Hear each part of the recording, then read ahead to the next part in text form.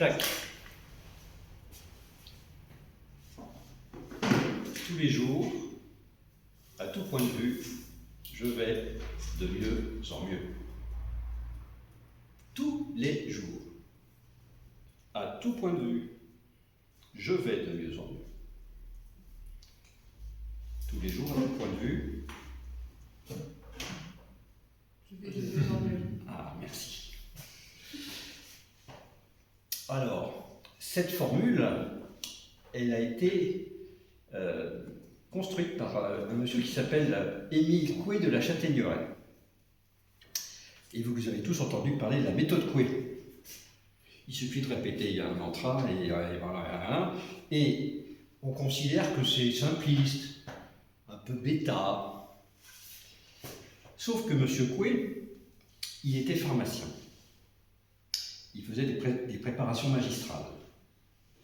Et il délivrait ces préparations magistrales aux gens qui venaient les lui commander avec des paroles de bienveillance, d'encouragement et d'attention. Et un jour, il lui manquait un ingrédient actif pour une préparation.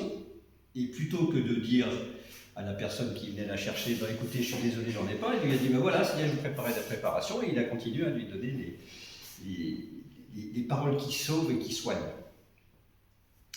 Et bien sûr, la personne a profité du remède, bien qu'il n'y ait pas eu le principe actif dans le remède.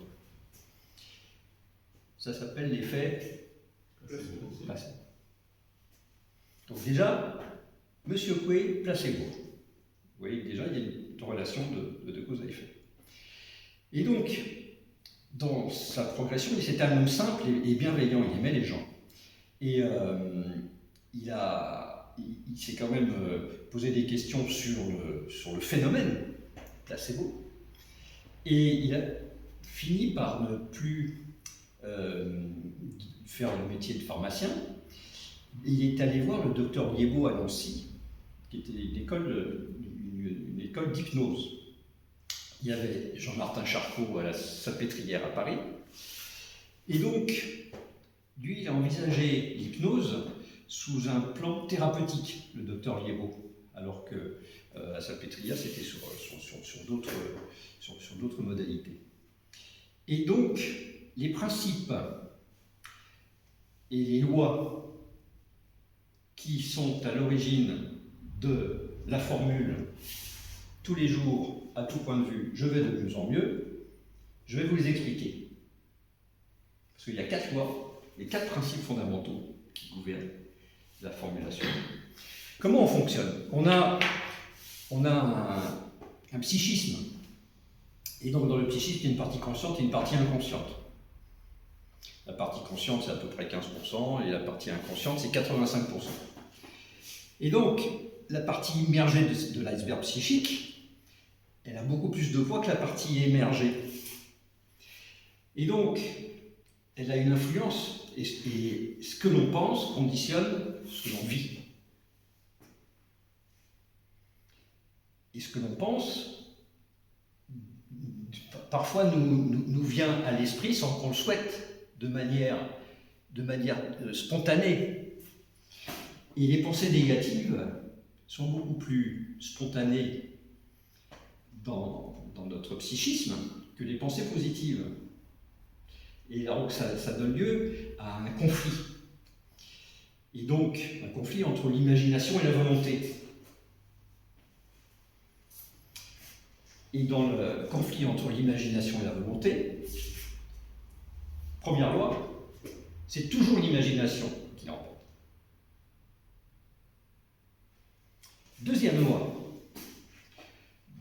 du conflit entre l'imagination et la volonté. L'imagination est en raison du carré de la volonté. I égale V au carré. Troisième loi. Lorsque la volonté et l'imagination se conjuguent pour aller dans le même sens, elles ne s'additionnent pas, elles se multiplient. I fois V au carré. Quatrième loi. L'imagination peut être guidée. L'imagination peut être guidée. Et donc, tous les jours, à tout point de vue, je vais de mieux en mieux, repose aussi sur 4 principes qui utilisent ces lois. Le principe de répétition. Il faut le répéter le matin, le soir, dans la journée. Mais vous pouvez créer votre propre formule en fonction de vos objectifs de vie, de votre situation précise à un instant précis. Deuxièmement, il faut toujours formuler avec un verbe positif. L'inconscient ne comprend pas le négatif. Tous les jours, à tout point de vue, je vais de mieux en mieux.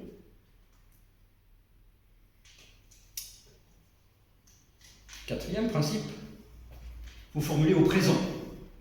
On s'engage. Aujourd'hui, à tout point de vue, je vais de mieux en mieux. Quatrième principe, je. C'est moi qui m'engage. Tous les jours, à tout point de vue, je vais de mieux en mieux. Et enfin, ça projette dans le futur. Et pour maximiser l'impact et pour intégrer l'impact de ces formulations positives que l'on va se répéter, pour atteindre un objectif, pour remplir une mission, pour accéder à un idéal, il faut le vivre dans son corps. Donc, quand on imagine une situation, une réussite, il faut se la représenter avec tous ses sens, avec la vue. Qu'est-ce que je vois? Qu'est-ce que j'entends? Qu'est-ce que je ressens? Quel goût ça laisse? Et donc, il faut vivre dans son corps ses propres pensées, ses propres objectifs, pour enrichir l'imagination et renforcer les faits. Tous les jours, à tout point de vue, je vais de mieux en mieux. Merci, Monsieur Coué.